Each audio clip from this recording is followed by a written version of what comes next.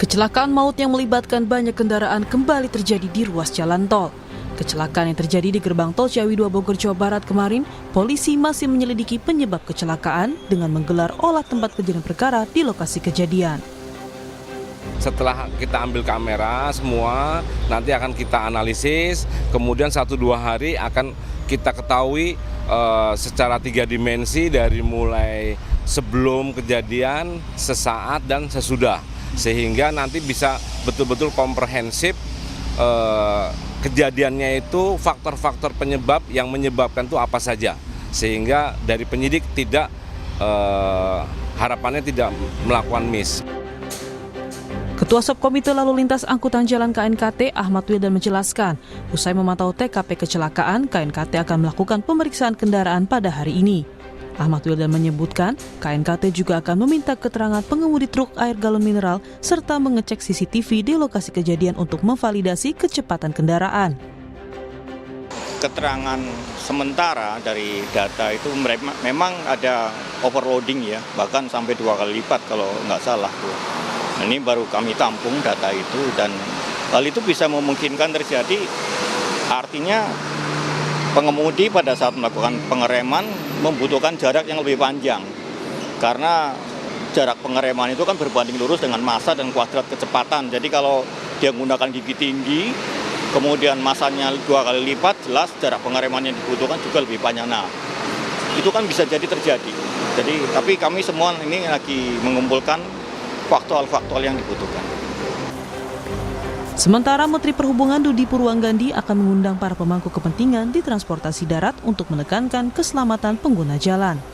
Menhub menyebut menyesalkan kecelakaan di gerbang tol Ciawi yang menyebabkan 8 orang meninggal dunia. Kami dari Kementerian Perhubungan sangat berharap bahwa hal-hal seperti ini bisa dicegah. Kami akan mengundang kembali para stakeholder yang bergerak di bidang transportasi darat khususnya untuk kita menyampaikan kembali, dan kembali kita sampaikan bahwa harus ada kepedulian dari semua unsur stakeholder, bahwa kita memang sangat memperhatikan keselamatan dan kenyamanan dari para pengguna jalan. Tugas dan tanggung jawab bersama untuk memastikan bahwa kendaraan-kendaraan yang beroperasi di jalanan itu ada layak jalan. Pasca tabrakan beruntun yang menewaskan 8 orang, keluarga korban mendatangi pos antemortem DVI Polda Jawa Barat di RSUD Ciawi. Kedatangan mereka untuk memberikan informasi dan data hingga melakukan tes DNA. Hingga Rabu kemarin dari 8 jenazah baru 2 korban yang berhasil teridentifikasi. Tim Liputan, Kompas TV. Kecelakaan maut di jalan tol yang terjadi di gerbang tol Ciawi kemarin seolah menjadi fenomena berulang yang hingga kini menyisakan pertanyaan. Salah satunya mengenai program keselamatan baik untuk kendaraan dan pengendaranya. Lantas apa kabar program keselamatan pemerintah yang telah dicanangkan agar peristiwa ini tak terulang lagi dan bagaimana pengawasannya? Kita akan bahas bersama sejumlah narasumber yang hadir melalui sambungan Zoom. Ada Komisi 5 DPR RI fraksi Partai Amanat Nasional Bakri dan pengamat transportasi dari Institut Teknologi Bandung Sony Sulaksono. Selamat pagi Bapak-bapak. Selamat pagi Mbak Asri, selamat pagi Pak Sony, tentu juga seluruh pemirsa Kompas TV dimanapun. Baik, saya ke Pak Bakri dulu. Kemarin Bapak menyebutkan DPR akan membuat panja imbas laka maut di tol. Kira-kira apa saja yang nantinya akan dibahas? Ya baik Mbak Asri, terima kasih tentunya. Pertama-tama saya atas nama kawan-kawan di DPR RI, tentu khususnya Komisi 5 dan pimpinan dan anggota turut berduka cita, berbelasungkawa ya atas musibah yang menimpa lagi keluarga kita yang terjadi musibah tabrakan di pintu tol Ciawi ya. Jadi yang jelas Mbak, bahwa memang kami di Komisi 5 dalam masa sidang ini memang ada beberapa agenda yang memang sudah kami jadwalkan. Pertama yaitu kita akan membentuk panja tentang standar pelayanan minimal jalan tol. Terus yang kedua, kita juga akan membahas hal-hal terkait dengan keselamatan transportasi. Memang ini sudah kita agendakan. Jadi kita tidak menyangka bahwa terjadi lagi kecelakaan yang menimpa keluarga kita pada kemarin malam itu. Tapi yang jelas bahwa ini sepakat apa yang dikatakan oleh Pak Menhub, memang seharusnya begitu, memanggil stakeholder, perlu ada sanksi yang jelas sehingga betul-betul akan menjadi satu perhatian khusus kepada pemerintah. Nah, kami di DPR RI memang selalu ingin membuat revisi undang-undang lalu lintas ya, tapi sampai hari ini belum tercapai. Nah, oleh sebab itu sekali lagi bahwa ini tentunya penyebabnya saya pikir kalau tidak kendaraan tentu juga mungkin manusianya ya, tapi kita serahkan kepada tim ya, tim yang saya bilang dari kemarin itu, timnya itu ada KNKT, ada Perhubungan, ada Bina Marga atau PU, ada kepolisian, dan tentu yang terlibat di dalam itu, sehingga betul-betul bisa menyimpulkan. Tapi yang jelas bahwa ini musibah yang sangat miris ya. Kita melihat bahwa orang sedang siap-siap untuk masuk pintu tol, masuk jalan tol, tapi keluar atau membayar, taunya mereka ditabrak dan sehingga musibahnya banyak sekali. Gitu Mbak, kira-kira Mbak, isi sementara. Makasih. Baik, Pak Bakri, sebelum saya bertanya ke Pak Sony, ini kita tampilkan kecelakaan bus dan truk akibat gagal pengereman pada 8 Januari 2025. Lokasinya di Jalan Imam Bonjol, Kota Batu, Malang. Tabrakan beruntun bus membawa rombongan SMK TI Bali Global, Badung, Bali, dengan korban meninggal dunia berjumlah 4 dan 8 luka-luka. Kemudian pemilik dan sopir bus ini jadi tersangka. Lalu pada tanggal 23 Desember 2024 berlokasi di kilometer 77 Tol Pandaan Malang, Jawa Timur. Truk bermuatan pakan ternak mundur saat menepi, truk menabrak bus rombongan pelajar SMP IT Darul Quran Mulia. Ini menyebabkan 4 korban tewas dan 48 luka-luka. Sopir juga ditetapkan jadi tersangka. Lalu kejadian lainnya di tanggal 4 Desember 2024 yang berlokasi di Jalan Raya Desa Belik, Pemalang, Jateng. Truk bermuatan baja ringan, kondisi odol di turunan. Korban 1 orang pemotor tewas, 1 luka-luka. Sopir juga ditetapkan jadi tersangka.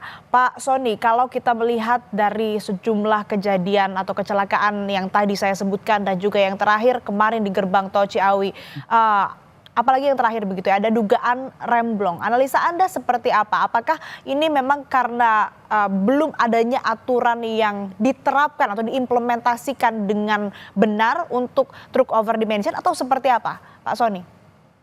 Ya gini ya, jadi mungkin ya masyarakat juga paham setiap kejadian kecelakaan selalu melibatkan 3 atau 4 unsur ya. Ada kendaraan, ada pengemudi, ada kondisi jalan dan juga cuaca. 4 ini selalu kita diskusi ya kalau terkait dengan masalah kecelakaan.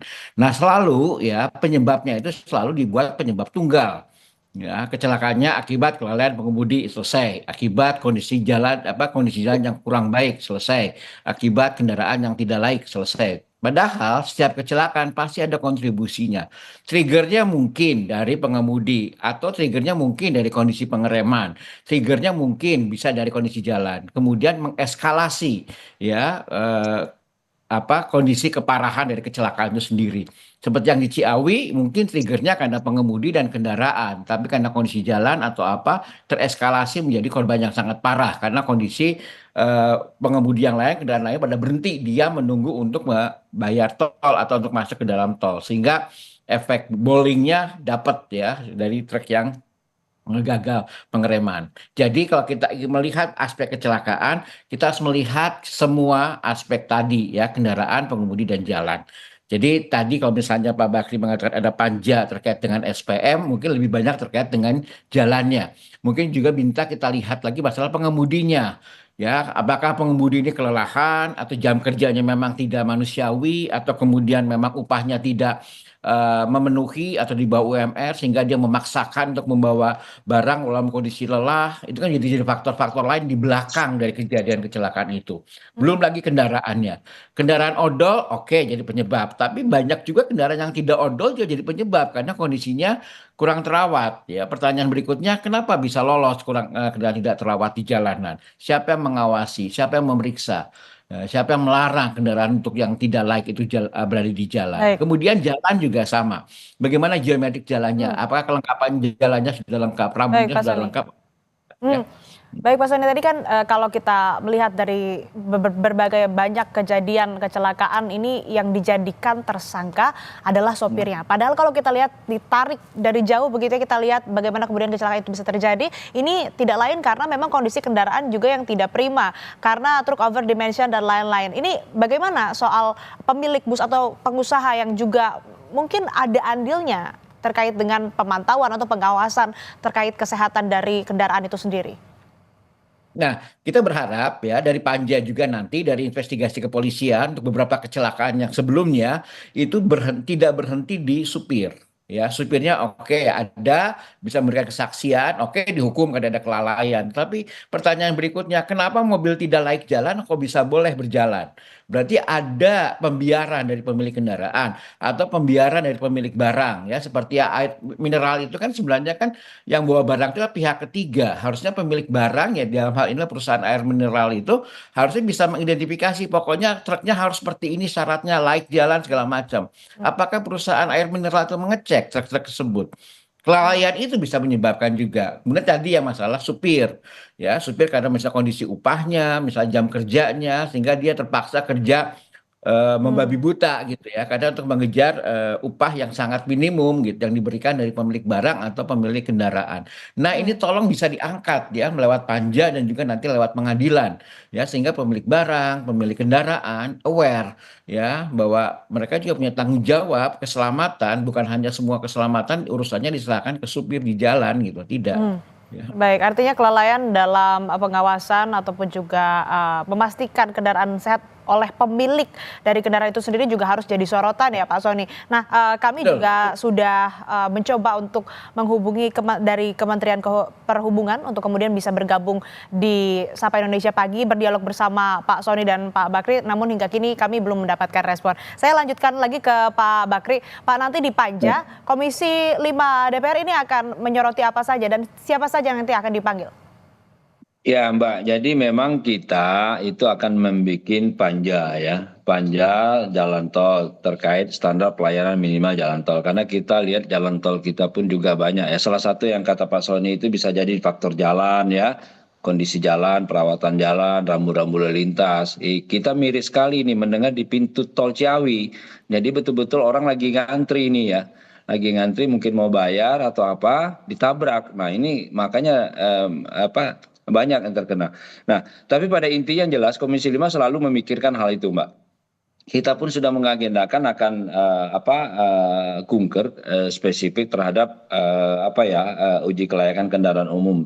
Nah, karena kita tahu bahwa odol ini banyak juga kontribusinya terhadap risiko keselamatan ya, terjadi kecelakaan di jalan-jalan. Karena kita lihat kendaraan seperti yang dikatakan Pak Soni itu aqua itu tuh muat air kan tentu ya. Nah ini tidak hanya mungkin di supirnya tapi kita juga bisa melihat perusahaan itu. Nah perusahaan itu bisa kita kenakan sanksi. Oleh sebab itu kita selalu berupaya membahas terus untuk penyusunan perubahan ya. Rencana undang-undang tentang perubahan Undang-Undang Nomor 22 Tahun 2009 tentang lalu lintas dan angkutan. Ini sangat ditunggu-tunggu gitu. Baik terkait dengan keselamatan terhadap ke jalan maupun kendaraan maupun apalagi yang odol. Nah, oleh sebab itu kita mohon dukungan mudah-mudahan ini bisa berjalan dengan baik. Karena memang tahun ini tahun 2009 ya, Undang-Undang Nomor 22 Tahun 2009 ini udah lama sekali. Nah, kita ada rencana untuk merevisi. Nah, ini yang sampai hari ini sepertinya masih ada beberapa terkait yang belum siap untuk itu. Padahal intinya adalah untuk memperbaiki, menjaga keselamatan. Ini kita pintu masuknya di sana. Oleh sebab itu masukan-masukan daripada kawan-kawan pengamat transportasi juga sangat kami harapkan sehingga betul-betul tidak lagi kata Pak Soni tadi jatuh kepada orang-orang yang sebenarnya yang bertanggung jawab itu orang yang betul-betul menikmati hasil. Baik. Nah, kita tahu bahwa selama ini yang kena yaitu supir ataupun kendaraan. Nah, kendaraan ini yang kadang-kadang juga perlu dicek. Itu Mbak Rizky, makasih.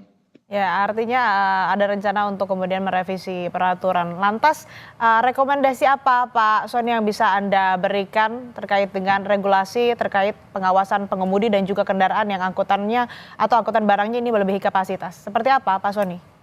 Ya ada sih beberapa banyak, kebetulan juga saya dari ITB ya, dari Teknik Sipil ITB juga pernah diminta masukan beberapa item penting terkait dengan revisi Undang-Undang Lalu Lintas dan Angkutan Jalan ya. Kemarin juga sudah kita bahas juga ya di ITB. Beberapa masukan yang penting adalah ya kalau kita lihat satu persatu dari aspek keselamatan yaitu kendaraan, pengemudi dan juga jalan. Misalnya kalau untuk aspek pengemudi yaitu SIM. Ya, SIM itu kalau bisa memang benar-benar kompetensi keseluruhan ya, jadi bukan hanya sebagai bisa menguasai kendaraan, tapi pemahaman kepada aturan, kemudian sifat safety habitnya, kemudian psikologi segala macam. Kemudian juga terkait dengan masalah kendaraan, kontrol kendaraan naik jalan itu harus benar-benar diperketat. Juga mungkin kita mengusulkan adalah mungkin diperbanyak kendaraan-kendaraan bersumbu banyak. Ya, karena selama ini kan odol itu karena memang sumbunya sedikit tapi bebannya luar biasa. Ya, jadi pengendaliannya juga akan lebih sulit gitu. Kalau truk-truk yang menggunakan sumbu banyak itu bisa lebih terkendali. Nah, itu juga kita dorong penggunaan truk-truk bersumbu banyak itu sumbu 3 ke atas lah ya seperti itu. Memang mahal ya truk-truk seperti itu. Mungkin ada kebijakan nanti terkait logistik, misalnya bea masuknya atau misalnya di industri dalam negerinya mendukung truk-truk bersumbu banyak segala macam. Itu juga harus kita dorong sehingga undang-undang ini pun bisa mendorong perbaikan sistem logistik kita gitu. Jadi tidak ada istilah memaksakan membawa barang dengan kondisi truk yang kapasitasnya kecil. Nah, itu juga kita dorong ya di perbaikan undang-undang ya. Terus juga kemudian terkait dengan masalah lembaga keselamatan seperti KNKT ini. KNKT itu kan usulannya banyak, masukannya banyak, kajiannya banyak, tapi kadang-kadang kurang berbunyi di regulasi. Nah, ini mungkin kekuatan ya. Pak Bakri tolong ya Rahasia, ini banyak KNKT rahasianya, itu banyak rahasianya Pak Sony, banyak rahasianya. ya saya tahu itu gitu, tapi apapun itu kasihan Harus. gitu. Artinya kajian-kajian yang memang investigasi yang bagus dari KNKT kita cuma di laporan aja gitu. Ya, berikutnya kok nggak ada perbaikan lagi gitu. Ya, kayak misalnya pemahaman pengemudi terhadap kendaraan, pemahaman pengemudi terhadap jalan, habit pengemudi. Ya, kan ini penting sebenarnya gitu. Usulan-usulan dari KNKT mungkin harus kita dorong gitu. Ya, saya nggak tahu apakah KNKT mungkin harus di bawah presiden atau apa, mungkin bisa kita pertimbangkan seperti itu. Gitu. Nah, seperti itu hal-hal yang coba yang sudah kita masukkan sih Pak Bakri ya. Jadi Ya, ke waktu ada usulan terkait ya. dengan revisi Undang-Undang Lalu Lintas tersebut. Ya, jadi ada banyak catatan ya, ini yang mungkin nanti kalau misalnya dari DPR akan memanggil ataupun juga mengajak diskusi pengamat juga ini bisa jadi catatan awal begitu ya Pak Bakri. Nah Pak Bakri, Pak Sony, ini kan kejadian kecelakaan tentu saja menyebabkan korban meninggal dunia maupun juga Dan korban sering luka-luka. Mbak Asri, ini dan sering sekali terjadi Mbak, dan sering sekali Ya, terjadi. Betul, sering sekali terjadi menyebabkan banyak korban jiwa. Apakah ini bisa dibawa ke pidana, Pak Bakri dan Pak Sony? Pak Bakri dulu mungkin. Ya, tapi yang jelas bahwa saya pikir itu makanya kita sepakat ini tidak bisa berhenti kepada supirnya aja gitu loh. Karena memang kita juga memaklumi ya, artinya bahwa kelayakan daripada kendaraan ini juga perlu dipastikan. Oleh sebab itu perusahaan juga harus memperketat ya, memperketat. Jadi kalau hari gini masih ada rem belum atau supir ngantuk, saya pikir ujung-ujungnya kembali ke perusahaan itu. Apakah perusahaan itu melaksanakan aturan atau tidak? Nah, kalau tidak, ya udah saya pikir naik ke atas masalahnya. Kalau naik ke atas masalahnya ke perusahaan ataupun itu, yakin saya akan diperketat. Apalagi kalau umpamanya supir ini ya banyak seseran lain, mungkin kegiatan lain. Nah, apalagi kalau supirnya hobi main handphone ya Pak Sony ya. Nah, ya itu betul. kadang-kadang 2-3 jam itu stres juga itu. Nah, oleh sebab itu kami berharap di DPR mudah-mudahan ini ya, mudah-mudahan pembahasan penyusunan rencana undang-undang revisi undang-undang nomor 22 tahun 2009 tentang lalu lintas dan jalan mudah-mudahan bisa terlaksana. Tujuannya sekali lagi tidak ada maksud apa-apa bahwa kita menjaga keselamatan pengguna jalan, menjaga bagaimana betul-betul pengguna jalan ini bisa menikmati. Jangan sampai orang mau takut ya jadinya ya kejadian. Nah, karena ini nggak tanggung-tanggung ini. Saya ngebayangin orang mungkin mau ngantri, mau bayar ataupun apa ditabrak di belakang oleh truk gede lagi. Nah, kalau dilihat dari di TV itu ngeri sekali itu. Nah, ini bahaya. Jadi lain kali kalau mau stop bayar tol itu harus lihat-lihat dulu ke belakang ini. Kalau ada kendaraan gede hati-hati, takut Ya, kejadian seperti lagi itu. gitu. Gitu itu yang ngerinya. Gitu kira-kira Mas Sri. Makasih. Iya. Kalau Pak Sony gimana Pak pandangan Anda? Apakah ini bisa Ya, kalau dari kemudian dibawa pidana pidana? mungkin sekali karena Hmm. ada unsur kelalaian.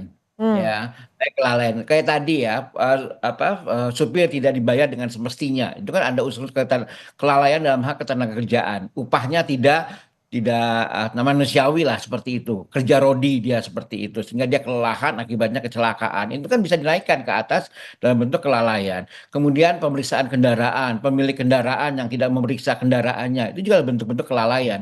Makanya dari undang-undang nanti Pak Bakri akan kawal perbaikan itu menjadi suatu landasan hukum yang kuat. Baik. Dan yang kedua di pengadilan dari kecelakaan-kecelakaan yang terjadi itu menjadi shock terapi ya untuk naik ke atas ke pemilik kendaraan, pemilik barang, mungkin regulator juga termasuk perhubungan atau bina marga terkait jalan ya sehingga kita semuanya berbenah gitu. Ya, jadi dua sisi lah perbaikan regulasinya, ada shock terapi dari sisi hukum gitu. Itu hal yang mungkin bisa simultan lah kita jalankan gitu. Kemudian apakah terkait dengan aturan ataupun juga nantinya ada pengaturan nanti untuk kendaraan-kendaraan atau truk-truk yang over dimension, truk odol, ini ada aturannya untuk bisa melintasi jalan tol. Ini apakah bisa menjadi salah satu rekomendasi untuk kemudian dalam revisi peraturan atau revisi undang-undang tadi, Pak Sony? Nah, ya mungkin Pak Bahri bisa cerita di belakang layarnya. Jadi sebenarnya undang-undang terkait odol itu sudah ada, aturannya sudah ada. Artinya Cuma mohon implementasinya maaf, belum tepat atau belum dilakukan, begitu? Atau bukan belum bagaimana? tepat, belum berani. Oh, oke. Masih banyak yang belum berkenan Pak Sony. Ya betul, kata Pak Bahri. Pak Bahri nanti ceritalah seperti apa. Tapi banyak orang-orang di belakang layar, industri logistik kita, ya itu keberatan dengan adanya odol. Ya kan, jadi kayak perhubungan, PU itu hanya di ujung-ujungnya saja yang beres-beres kebakaran, tapi yang menyebabkan apinya itu tidak pernah kita bisa benahi. Aturannya sudah ada, tapi ada masalah keberanian, konsistensi seperti itu, karena apa cerita backing lah atau apa kayak gitu. Tapi bisnis logistiknya memang luar biasa gitu. Jadi sebagai ilustrasi, Zero Odol ini dari tahun 2019 minta ditunda 2023, minta ditunda kemarin 2025 gitu. Selalu minta ditunda, tetapi apa pada masa penundaan itu apakah ada perbaikan terkait dengan odol? Hampir tidak ada. Tapi Nah, Pak ini Sony perlu diingat Pak Sony, Komisi ya, 5 DPR RI selalu mengupayakan Pak. Mudah-mudahan jadi nih iya. Pak Sony. Kita minta Ya, Pak Sony mudah-mudahan ya. masukannya. Ya, mudah-mudahan Komisi 5 lebih berani lagi menggebrak ini gitu ya. Man behind the gun-nya, ya behind the scene-nya ini memang harus benar-benar dibuka gitu. Ya. Bukan apa-apa, bukan masalah politik ini masalah keselamatan gitu. Ya kan? Oke, orang-orang besar di belakang itu nggak apa-apa, tapi tolong bantu kita terkait dengan keselamatan, bukan tutup mata, nggak peduli gitu. Ya kan, kita hanya mengetuk hati mereka yang di belakang-belakang bisnis logistik ini untuk mau sedikit membuka hati ngurusin keselamatan gitu misalnya ya pembayaran biaya supir yang lebih baik ya penempatan gudang yang lebih bagus ya kontrol kendaraan toh ya tidak Baik. terlalu mahal sih sebenarnya buat mereka terkait Baik, dengan Pak Sony. bisnis logistik yang mereka jalankan Iya. ya. Baik Pak Sony, ini singkat Pak Pak Bakri. ketawa-ketawa aja ini. Ya. Singkat Pak Bakri, ini kan tadi Ya, juga disebutkan bahwa memang belum berani mengimplementasikan. Artinya gimana nih caranya memecut untuk kemudian bisa menerapkan atau melaksanakan peraturan itu dengan baik dan benar. Dan juga kapan jadinya targetnya Pak Bakri untuk membentuk panja? Ya, jadi yang jelas kami dalam minggu-minggu ini sudah di rapat internal kami, pimpinan bersama anggota Komisi 5 itu sudah sepakat melakukan kunjungan kerja ya, kunjungan kerja meninjau uji kelayakan dari kendaraan umum. Sudah itu kita sudah menyepakati akan membentuk panja tentang jalan tol terkait dengan standar pelayanan minimum ya. Jadi memang hal-hal begini kami selalu upayakan. Jadi yang tertarik saya tadi itu adalah oleh Pak Sony itu perubahan Undang-Undang Nomor 2. Pak Sony hafal sekali Pak, dari tahun ke tahun usulan apa semua tidak jalan.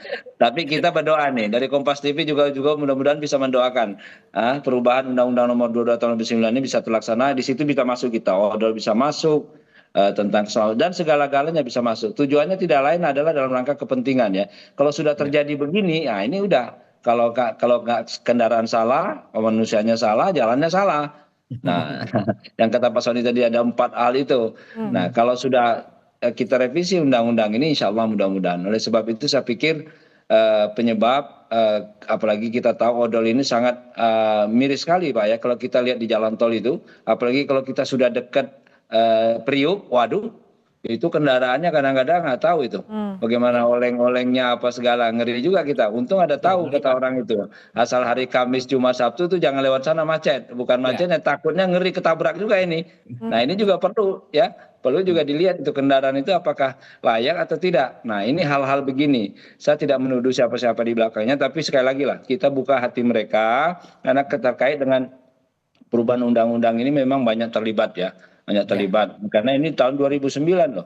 2009 nomor 22. Ini 2009 waktu saya pertama-tama jadi DPR RI 2009, udah hampir 15 tahun ini Pak. Udah saatnya. Kalau kendaraan kalau lebih dari sudah 10 tahun itu biasa karena kendaraan itu harus diperbaiki. Nah undang-undang ini juga harus begitu saya pikir. Kita tunggu insya Allah mudah-mudahan secepatnya. Baik, semoga apa yang kita perbincangkan di Sapa Indonesia pagi hari ini yang menjadi rekomendasi, catatan-catatan ini bisa segera diimplementasikan begitu ya, bisa segera terwujud, dan juga tadi rencana panja yang akan dibentuk oleh DPR bisa segera terrealisasi. Ini tujuannya agar bisa menekan angka kecelakaan dan juga korban-korban yang berjatuhan akibat kecelakaan dari yang disebabkan oleh truk overdimension atau truk odol ini. Terima kasih Pak Sony Sulaksono, Pengamat Transportasi Institut Teknologi Bandung, dan juga Pak Bakri dari Komisi 5 DPR RI fraksi Partai Amanat Nasional. Saya selalu Bapak-bapak.